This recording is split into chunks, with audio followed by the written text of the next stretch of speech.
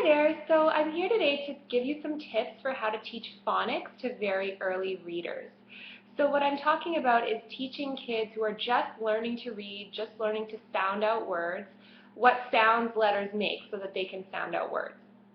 And before I go on, I just want to remind you that teaching reading overall has two major parts that are both really important. So one part is actually helping kids to learn to read what's on the page, so that's using their phonics skills to sound out words. And then the other part is helping kids develop vocabulary and background knowledge and understanding that allows them to really understand what they read. So they're not just reading words, but they actually understand what is a story, what is going on, what vocabulary words are being used, what's happening. So there's a lot more to teaching reading than just teaching phonics. But for today, I'm going to give you my 7 tips for teaching phonics. So my first tip is to use lowercase letters. So because what kids most often see on the page is lowercase letters, I recommend that that's what you start focusing on. So we only have really capitals at the beginning of a sentence or when it's a proper noun, so actually kids see lowercase letters more often than capital letters, but often we teach capital letters first. My second tip is to focus on the sounds that the letters make and not the names of the letters. So what phonics is really about is teaching the sounds of the letters, because that is what allows kids to sound out a word.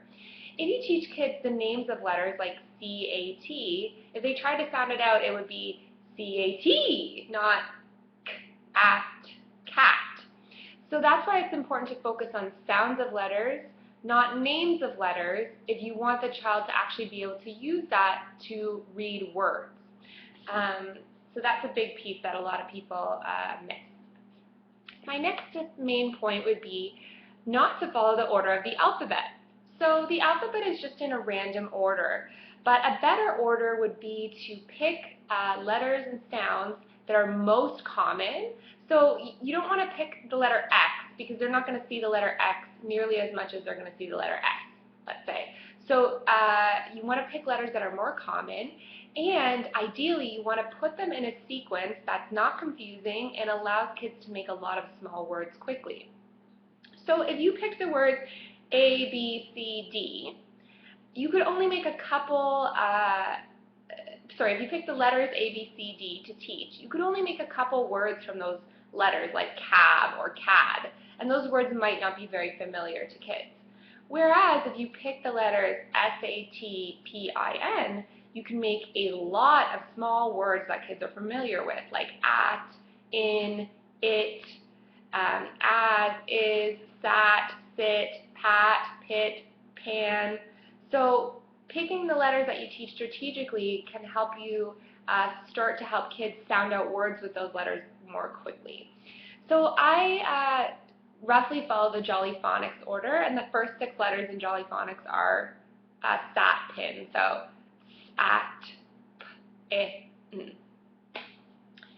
Okay, my next tip is to teach just 1 or 2 letters at a time and keep reviewing the letters that you've taught until they're really familiar. So if you just go 1 letter a day and don't review, kids might not have enough practice to actually be able to remember and apply what they learned. So I would start off by teaching a couple letters. You might start with, and as the child gets better at, you might add a or t.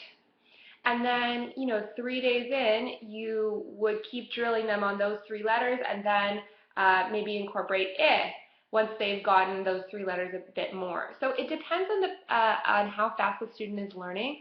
Some students are going to need many days of repetition of the same letters before they're really starting to remember them. Other students, you could comfortably introduce maybe 1 new letter per day and also review all of the ones that you've already done. My next tip is to use lots of different games and methods to help kids practice.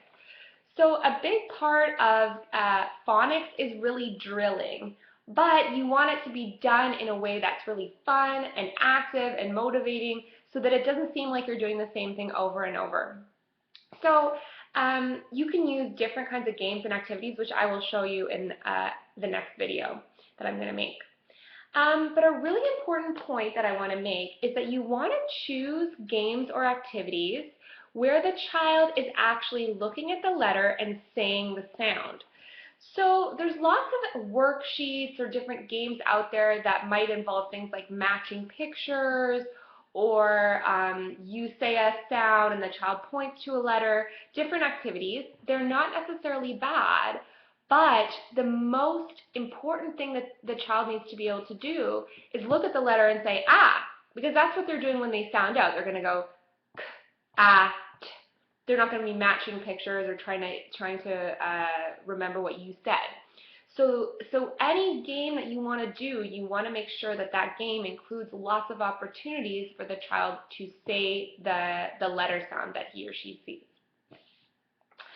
And my final tip is that you want to make it as fun as possible, because kids who are having fun are more motivated and they learn more, they remember more. So using things like games and fun activities and prizes will help keep them motivated and will help keep them learning something that could otherwise be boring.